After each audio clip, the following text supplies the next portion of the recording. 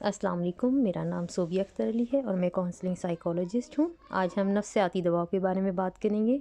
क्या आपने कभी सोचा है कि नफ्सियाती दबाव की असल वजह क्या है? मुमकिन है कि आपने भी ज़िंदगी में किसी न किसी मरहला पर डिप्रेशन या नफ्सियाती दबाव का सामना किया हो। क्या आपने कभी ये जानने की कोशिश की है कि कुछ लोग डिप्रेशन का निशाना क्यों बनते हैं और कुछ लोग क्यों नहीं बनते?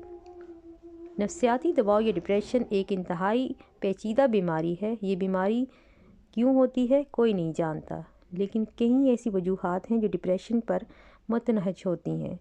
बाज़ औक़ात किसी ख़तरनाक या पेचीदा बीमारी की वजह से भी कुछ लोग डिप्रेशन में मुब्तला हो जाते हैं।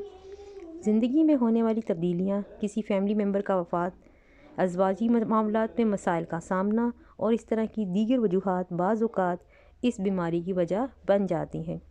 कुछ लोगों में इस बीमारी की फैमिली हिस्ट्री होती है और बाज़ ऐसे अफराद